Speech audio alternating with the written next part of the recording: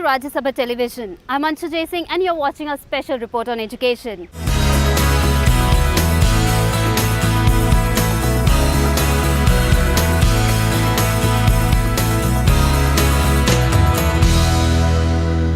India has achieved near universal enrollment, but the question is, have our children learnt enough, and has the right of education achieved what it had set to accomplish? In this special report, we look at the various aspects of right to education, its successes and its failures.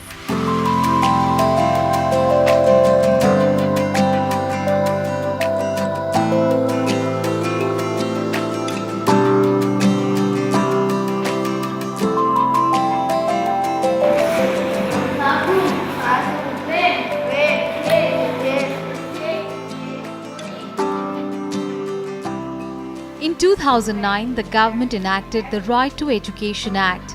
It entitled every Indian child between the ages of 6 and 14 years to a free and compulsory education. The following year, in April 2010, the Act came into effect. Today, 5 years later, the country has already missed 2 deadlines to fully implement it, and experts feel India is nowhere close to achieving its dream of complete literacy. Right to Education Act is a very wide-ranging act. It deals with issues like a minimum standards of infrastructure in public and private schools, also deals with a reservation of seats for economically weaker sections in private schools. And at the other end of the spectrum, it talks about curriculum, teaching learning process in schools. So that way it has huge implications. And I would say some of these aspects are aspirational, really about vision and not about immediate implementation. The RTE had a very ambitious nationwide plan. In addition to putting every child in school, it envisaged a proper education infrastructure that included sufficient teachers trained to equip their wards with the right learning, a healthy student-teacher ratio and proper schools. The Act did manage to bring more children to school, almost to the point just shy of near universal enrollment. It also focused much needed attention to school infrastructure. Well, activity plan where that every child will have 8 years of schooling. He will be able to get midday meals program. There would be a library. There would be playground. All this was very well intentioned, and there would be no examination. There would only be tests, monthly tests, quarterly tests. These tests would be communicated, and if the child is weak, teachers will give him extra attention. But today you find that a child is in class 5th, he cannot read the textbook meant for class 2. So therefore, as we are spreading education, we find quality is going down and the government is not bothered. First of all, they understand the importance of education. They want to educate their children. But when they see that after going 4-5 years in the school and children are not able to read and write, then they see that there is that their interest level decrease actually. To keep children in the classroom, a key element of the Act was its emphasis on child-centric learning in an environment that is free of fear or anxiety. Lord bless our school. Lord bless our school today.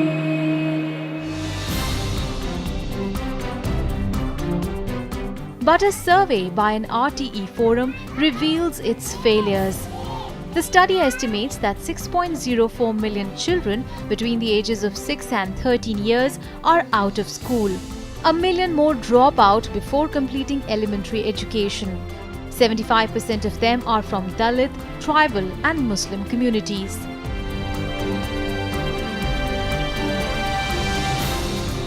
We have not made any progress on some of the game-changing provisions of the right to education. To my mind, 2 very important ones. One is the provision to strengthen school management committees and give school management committees the capacity to monitor and plan for the schools. School management committees have been set up on paper everywhere. However, the quality of their engagement with the school is minimal, the quantum of money that they receive is minimal, the extent of powers and capabilities they have to actually do the job that they've been legally mandated to do is non-existent.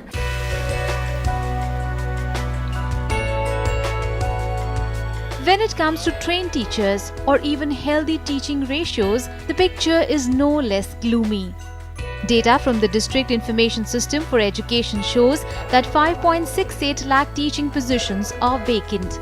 A great number of those who are hired are on contract, and as many as 19.69% teachers are simply untrained. 5 years of implementation, 10% of our schools are single teacher schools. Many schools have pupil-teacher ratios of 70:1 or 100:1. Now, if civil society was to focus on one or two aspects and make a very spirited campaign and demand that teachers should be placed where they are needed, it would probably have some effect.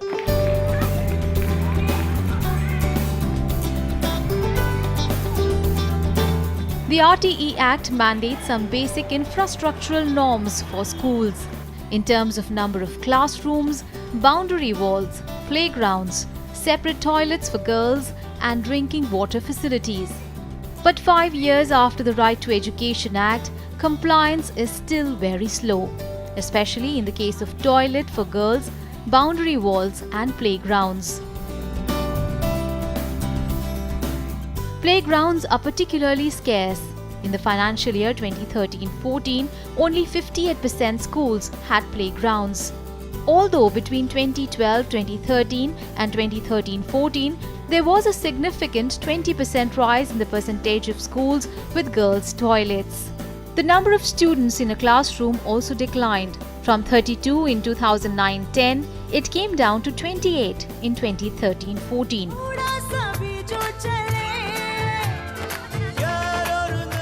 The Sarv Shiksha Abhiyan is the primary vehicle to implement the RTE.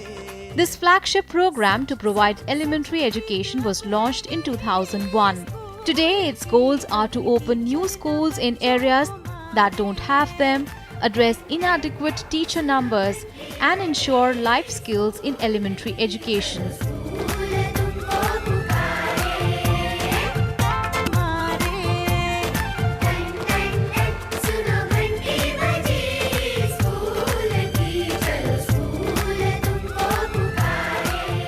The Right to Education tries to address the socio-economic imbalances in the country by setting aside seats for economically weaker section.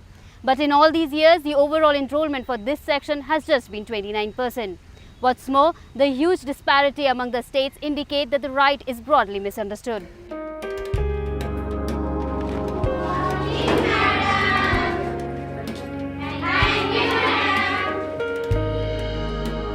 In 2013-14, 21.4 lakh seats were reserved for disadvantaged students across the country. Delhi accounted for 38,297 seats, of which 92% were filled. Madhya Pradesh filled 88% of its 1.82 lakh seats, while Andhra Pradesh found candidates for just 0.2% of its 1.72 lakh seats. Uttar Pradesh filled 3% of 5.84 lakh seats, Tamil Nadu 11% of 1.43 lakh seats, Maharashtra 19% of 1.42 lakh seats, Bihar had 20.78% candidates for 18,930 seats, while West Bengal did a shade better by filling 32.05% of 54,097 seats. हमारे school में पढ़ाई ठीक से नहीं होती है। अगर teacher नहीं आते तो अरेंजमेंट लगता है, तो वो वाले टीचर नहीं आते, और आते हैं तो अपने बातों में लगे रहते हैं, बच्चों की तरफ बिल्कुल भी ध्यान नहीं देते हैं. There have been a number of studies in India that tell us that teacher accountability is an extremely serious problem. Teacher absenteeism is extremely high. The last nationwide study pinned it at about 25%. And not only is teacher absenteeism high, what makes it even more worrying is there is no guarantee that if a teacher shows up in school, the teacher actually teaches. So that is an indicator of how deep-seated the governance failure is in India.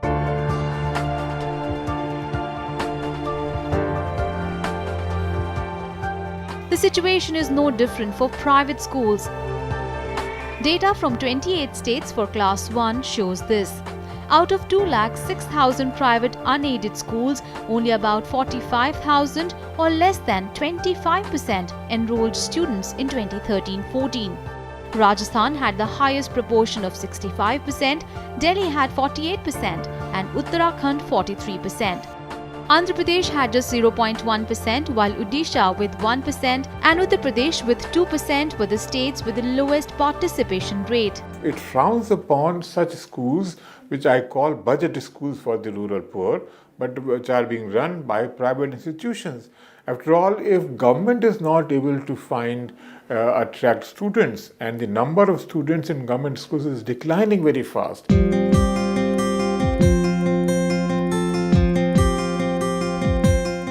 Among the successes in the field of education, India can count gender parity in primary and secondary education.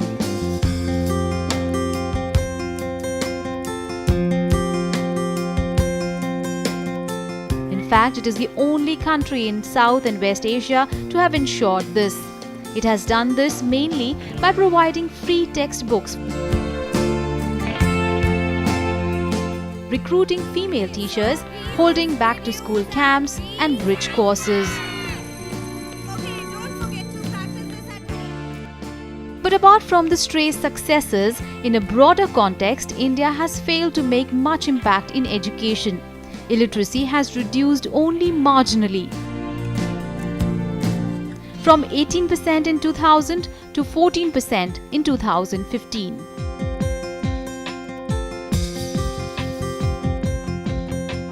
It's time for us to head into a small break. When we return, we look at the challenges faced by Right to Education.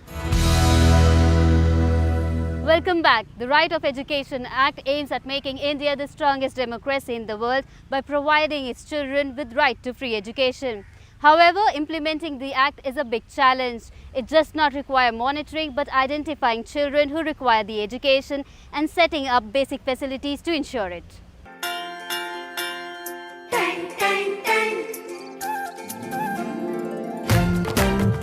सुनो घंटी बजी school की चलो school तुमको पुकारे.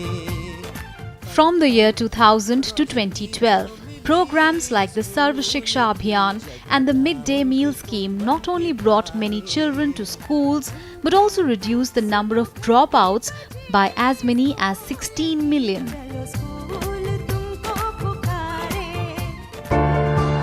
Despite this, the brutal truth is that a large number of children are still out of school and many teaching posts are vacant. To top it, till 2014, 12 state governments have closed or merged over 80,000 schools. The most important is this, that RTE is not being internalized as an entitlement of children. You know, the entitlements and rights-based approach is missing. So most people see it as a program, a scheme that is there to construct new schools or open schools, toilets, etc. But not as something that provides a guarantee of minimum school conditions and quality of education for all children. So till that happens, an act itself cannot achieve too much. In a reply to the Rajya Sabha, the Ministry of Human Resource Development disclosed that for not complying with RTE norm, 1,170 schools were closed in Punjab in 2013. 4 were shut down in Himachal Pradesh and 5 in Kerala during 2014-15. Rajasthan closed or merged 142 schools, mainly for zero enrollment. That's why public awareness, democratization of the system, open to scrutiny by the local educational community, giving them the power to supervise and observe the performance of the school under the these new instruments. Unless this is done and the leadership is made accountable, both to the lower level, to the committee and the SMC, and also to the higher level, unless this is done, there will be no transparency and accountability.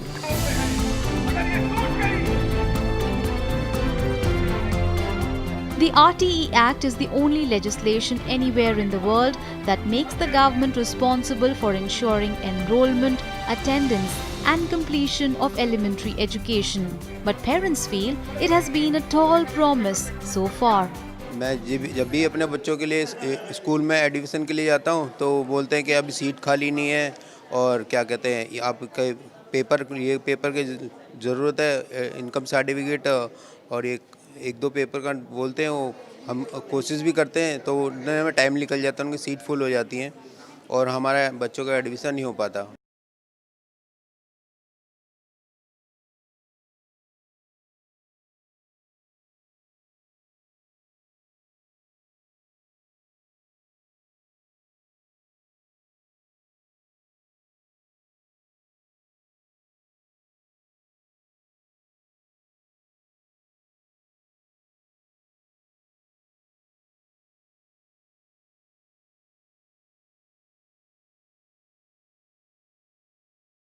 What is most important is from school level to state level, there is no mechanism. So you cannot expect a parent who's aggrieved in a village to be filing something with a state level body or going to a court. We have to institutionalize a grievance redressal mechanism that looks at complaints of non-compliance of RTE from between school to state levels. That's another big issue. A recent report on the state of education in India shows that parents are moving to private schools. The word given on your slip with a picture here, right? In rural areas, the proportion of students aged 6 to 14 enrolled in private schools has grown from 22% in 2009 to 31% in 2014. In many states, over 50% children are studying in private schools. Budgetary allocation for elementary education has gone up in the last 5 years. Between 2010-11 and 2015-16, allocations for elementary education increased 13% from 29,011 crore rupees in 2010-11 to 32,917 crore rupees in 2015-16. Elementary education accounted for 48% of the total budget for the Ministry of Human Resource Development in 2015-16. But allocations might be the easy part. The harsh truth is that India stands far behind in learning outcomes, since equality education needs constant focus and an unchanging commitment. The quality of education is a serious concern. The government may well be bringing in children to the schools, but the fact is they're learning very little. Even after spending several years in school, they can't read or write. That is why experts are demanding renewed focus.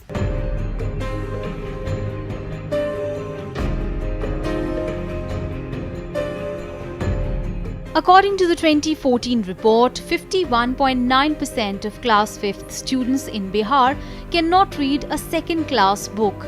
The numbers were 53.3% for Rajasthan and 55.3% for UP. Against a national average of 51.9%, Kerala has a far better report card, with a comparatively less 33.2% class 5th students unable to read a second-class textbook. Till about last year, learning outcomes wasn't very important for the policymakers. Neither was assessment. You see, unless you have a culture of assessment, you wouldn't know what the problem is. Assessment also leads to accountability. You follow me? All this didn't exist in our country. I think if one can link the learning assessment process with a financial reward that emphasizes outcomes, we should be able to move forward in the right direction to create an entire administrative system and governance structure for education that is only focused on achieving the one goal of improving learning in India's schools.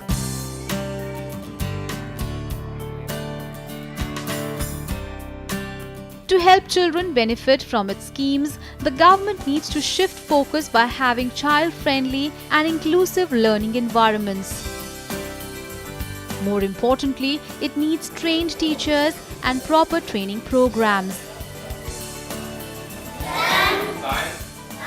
Today expenditure is only 3%. Even that is being wasted because teachers are getting huge salaries. at least they get 30 to 40,000 rupees a month. They are not teaching. But a teacher in a private school which gets only 5,000 to 8,000, he is teaching because he is being supervised and his performance is being watched by the person who is employing him. So therefore, accountability of government system is very weak. Experts are demanding proper monitoring of RTE, not just on the basis of infrastructure but learning outcomes. They want states to be made more accountable towards achieving set goals.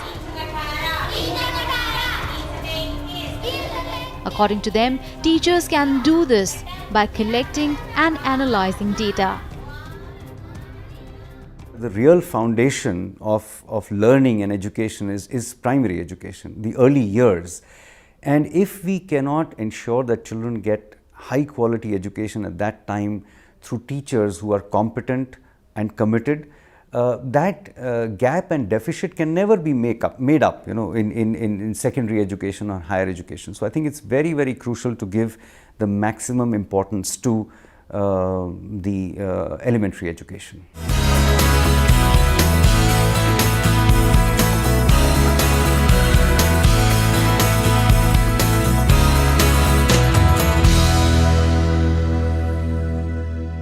More disheartening is the fact that while allocations to the school sector was around 43,000 crore in the 2013 and 14 budget, they were cut around 10% the next year.